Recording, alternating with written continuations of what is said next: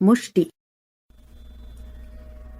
దానేన దాతైవ తరత్యఘౌఘం లోకేషు శాస్త్రేషు చ సిద్ధమేతత్ గురోస్తు తీర్ణస్య కృపా ప్రదానాత్ తరంతి నీచా అపి చాస్మదాద్యాః. దానం వల్ల దానం చేసిన వాడే తరిస్తాడు అని లోకంలోనూ శాస్త్రంలోనూ కూడా ప్రసిద్ధమే. కాని తాముగా తరించిన శ్రీ గురుదేవుల అనుగ్రహ దానం వల్ల ఆ దానం పుచ్చుకొన్న నాలాంటి నీచులు కూడా తరిస్తున్నారు.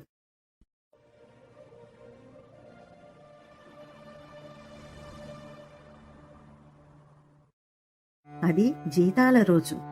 జీతం పుచ్చుకొని ఇంటికి, పార్వతమ్మ ఇంటికి బయలుదేరాడు పోస్టాఫీసు సత్యనారాయణ. దారిలో ఒక చోట బాబు రక్షించాలి, బాబు రక్షించాలి బాబు. ఏడుపు ధ్వని ఒకరిది కాదు, ఇద్దరిది వినిపించింది. తనకు దారిలో తరచూ కనిపించే ముష్టి దంపతులు వారు. వాళ్ళు ముష్టెత్తుకోవటం కొత్త కాదు కానీ ఏడవడం కొత్త, కలిసి ముష్టెత్తటం కొత్త. ఏడుస్తున్నారెందుకు? పిల్లాడిని పెద్ద హాస్పిటల్లో చేర్చాం, అక్కడ మందులు లేవంటున్నారు. నేను తిండి తిని 4 రోజులయ్యింది. అందువల్ల పిల్లవాడికి పాలు లేవు. కొని పోసే శక్తి లేదు. వాడు చచ్చిపోతాడు. వాడు చచ్చిపోతే మేము చచ్చిపోతాం. నువ్వే కాపాడాలి బాబు, నువ్వే కాపాడాలి. కాపాడాలి బాబు. అవి ముష్టి మొహాలు. వాటికి సిగ్గు ఎగ్గు లేవు, మానాభిమానాలు లేవు, నీతి నియమాలు కూడా లేవంటారు. కానీ తినే కడుపులున్నాయే, పిల్లలను కన్నా చల్లని కడుపులే అవి. ఆ కడుపు మంటల్ని, ఆ కడుపు కోతల్ని పట్టించుకునేదెవడు? వాళ్ళు ఎవరితోనైనా అబద్ధం చెప్తారేమో కానీ తనతో అబద్ధం చెప్పరు. ముందు పబ్బం గడిచి ఇక మిగిలితే తగలేస్తారేమో కానీ కన్న పసిగందును చంపుకొని వీళ్ళు గంతులేయరు. స్వామి హృదయం కరిగింది. స్వామి జేబులో రూపాయల కట్ట మొత్తం రెక్కలొచ్చి ఎగిరింది. సైకిలు చక్రాలు గిర్రున తిరుగుతూ ఇంటివైపు పరిగెత్తుతున్నాయి. స్వామి మనస్సులో ఆలోచనలు సుళ్ళు తిరుగుతూ ఎటెటో పోతున్నాయి. ఇప్పుడు ఒక దానం జరిగింది. దీనికి ప్రయోజనమేమిటి? ఈ జరిగిన దానం ఆ సమస్యకు పరిష్కారం మాత్రం కాదు, దాని మీద నీళ్లు చిలకరించటం మాత్రమే. అసలు సమస్య ఎక్కడుంది? ఎక్కడ దాకా వ్యాపించి ఉంది? ఈ ముష్టివాళ్లను తయారు చేసిన సమాజపు పునాదుల్లోకి దీని వేళ్లు వ్యాపించి ఉన్నాయి.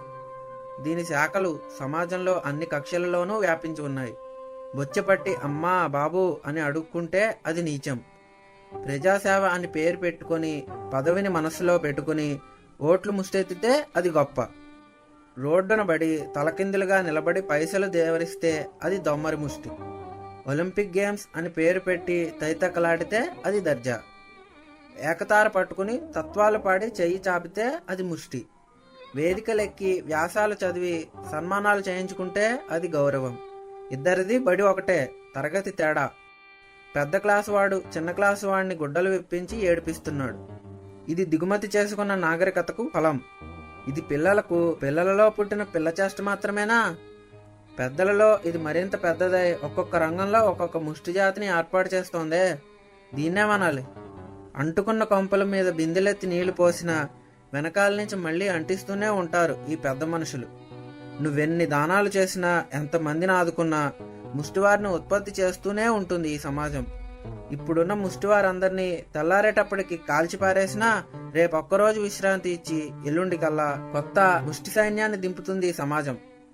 సమాజంలో ఎవరి ఘనకార్యాన్ని ఇంత పట్టుదలగా సాధిస్తున్నారు? ఎవరు తాము స్వయంగా ముష్టివారో ఆ గొప్ప దర్జా గౌరవనీయులైన ముష్టి మహనీయులే ఈ పని చేస్తారు. ఈ ముష్టివారు వారి సంతానమే.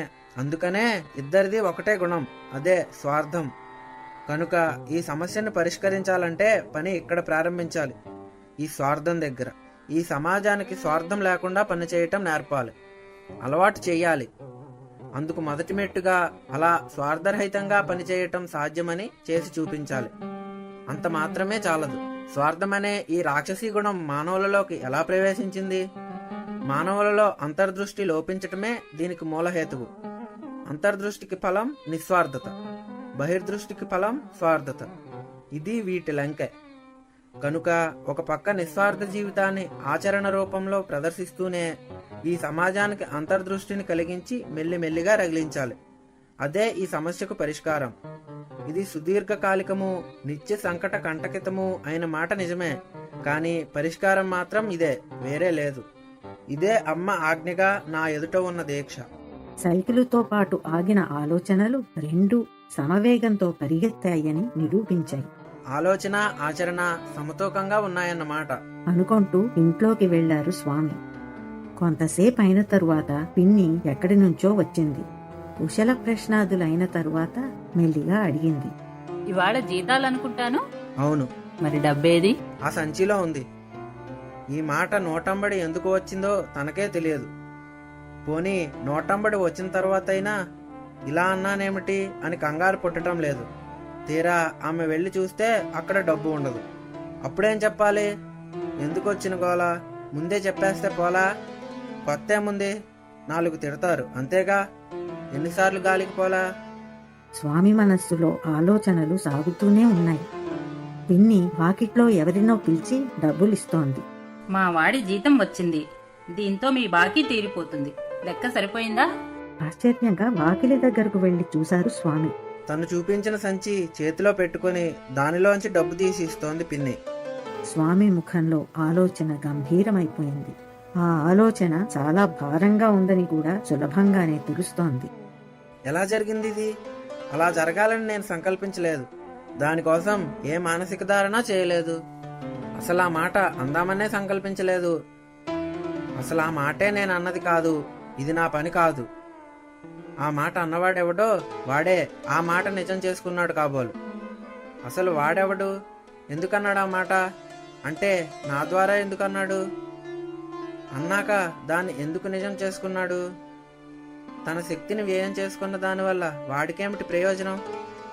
వాడికేదో ప్రయోజనం ఉండి ఉండొచ్చుగాక.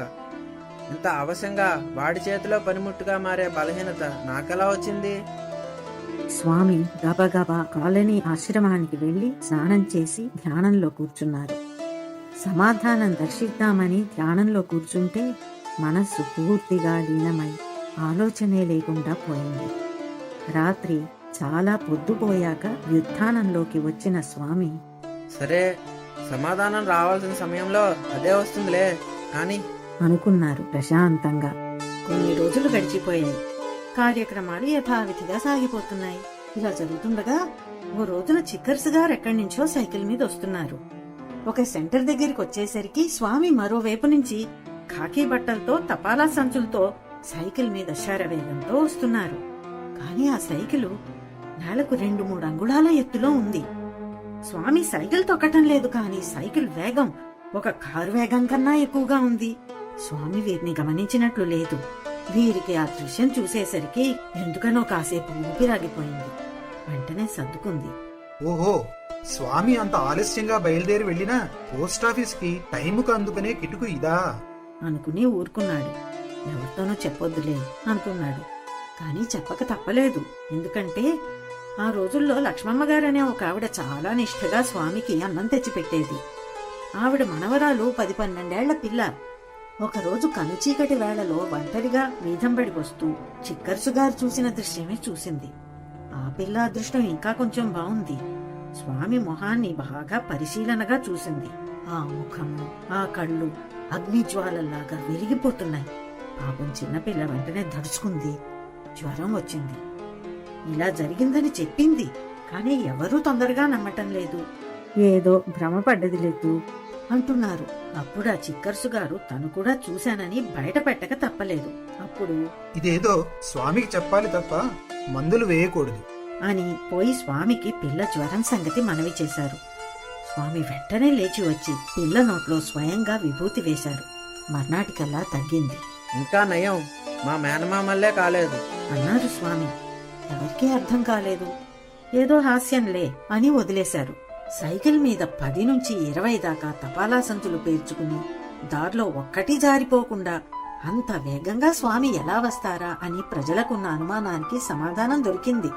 దీనికి తోడు ఇలాంటి దర్శనం ఆ ప్రాంతంలో మరో 2-3 అయింది.